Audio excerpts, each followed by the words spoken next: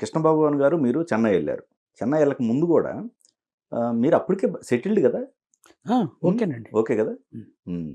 ఎందుకంటే మీరు ఇండస్ట్రీకి వచ్చినప్పటికీ బాగా అంటే అమౌంట్ పరంగా కావచ్చు, ఏదైనా ఫైనాన్షియల్గా కొంచెం సెటిల్ అయిన వ్యక్తి మళ్ళీ ఇండస్ట్రీకి వచ్చిన తర్వాత ఎదిగారు, మళ్ళీ తర్వాత డౌన్ఫాల్ అయ్యారు, తర్వాత మళ్ళీ ఇట్లా జరిగింది. కాదండి. ఇండస్ట్రీకి వచ్చేటప్పటికి నేను మిడిల్ క్లాస్ ఉండే. ఓకే. ఫ్యామిలీ బ్యాక్గ్రౌండ్ అంతా ఉన్నా కూడా మిడిల్ క్లాసే. వెల్ ఆఫ్ అని నేను చెప్పలేను. ఓకే. కాకపోతే వెల్ ఆఫ్ లాగే ఉంచారు అన్ని కంఫర్ట్.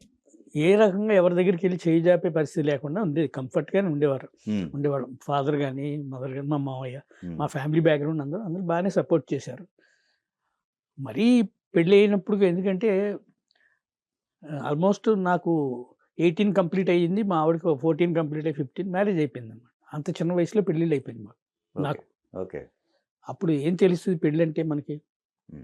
పెళ్లి చేస్తారు, అమ్మాయిని ఇస్తున్నారు అంతే తెలుసు. లైఫ్ గురించి అంత పెద్దగా తెలిసే వయసు కాదు. ఈ అసిస్టెంట్ డైరెక్టర్గా ఎన్ని సంవత్సరాలు ఉందండి అది కెరియర్? చెన్నై వెళ్ళటం అనేది నుంచి మీకు చెప్తాను. మేము 19 కృష్ణ భగవాను, నేను మామూలుగా అక్కడ కలిసి మాట్లాడుకుంటూ ఉన్నప్పుడు సడన్గా కృష్ణ భగవాన్కి రూమ్ ఉండేది. నన్నేమో రాజేష్ నందన్ అని ఒక అబ్బాయి కెమెరా అసిస్టెంట్, కెమెరామెన్ ఆయన ఇప్పుడు ఉన్నాడు పెద్ద కొంచెం. రమణ బాబు గారని ఆయన ఫ్రెండ్స్. రాజేష్ నందన్, రమణ బాబు గారు. రమణ బాబు గారు దాసరి గారు అసిస్టెంట్. రమణ బాబు గారు మేము మెడ్రాస్లో ఏదో ఒక ప్రోగ్రామ్కి వెళ్ళి, ఆ ప్రోగ్రాం జరిగి వచ్చినప్పుడు మన ఈ రమణ బాబు గారు అసిస్టెంట్ మా ఫ్రెండు డైరెక్ట్ చేస్తున్నాడండి, మీ గురించి నేను చెప్పాను, మీ నాటకాలు అవి చూస్తాను కదా, మీరు భలే ఉంటుంది మీదంతా అని, కొంచెం స్క్రిప్ట్లో హెల్ప్ అవుతుందని మా ఫ్రెండ్కి చెప్పాను, ఒకసారి కలుద్దామండి అని పాముగురు హోటల్కి వచ్చి చెప్పాడు. నేను కృష్ణ భగవాన్ అందరూ వెళ్ళాను. కలిసిన తర్వాత రమణ బాబు గారిని కలిస్తే వద్దులేవయ్యా అన్న. సినిమా ఫీల్డ్ అంటే నాకు పెద్ద ఇష్టం లేదు అన్న. లేదు మోహన్ బాబు గారితో సినిమా చేస్తున్నాడు మా రమణ బాబు అని చెప్పి తీసుకెళ్ళాడు అనమాట బలవంతాన. మోహన్ బాబు గారు మాట్లాడారు నాతో.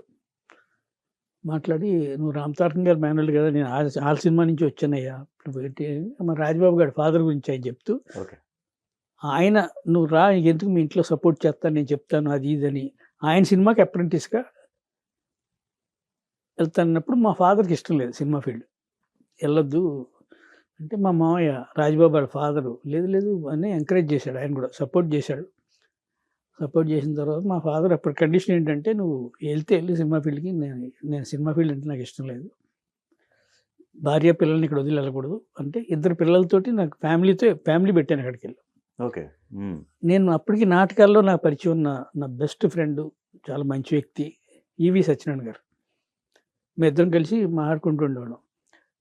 నాకు స్క్రిప్ట్ డిస్కషన్ అవుతాను అంటే డైరెక్ట్ అవ్వకముందు జంజాల గారితో అది, వచ్చేండి రావు గారు మీరు, నేను ఇల్లు చూస్తాను. ఆయనే ఇల్లు చూసి పెట్టాడు.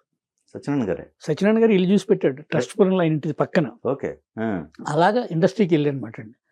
అలాగే ఆయన ఎప్పుడు సపోర్టింగ్గానే ఉండేవాడు. తర్వాత అతను డైరెక్టర్ అయిన తర్వాత కూడా మా ఇద్దరు రిలేషన్ అలాగే కంటే, నరేష్ వీళ్ళందరూ మా పిల్లలు కలిసి ఆల్మోస్ట్ ఇది ఉండేవాళ్ళు అనమాట అండి. అలాగే అనుకోకుండా సినిమా ఫీల్డ్కి వచ్చాను.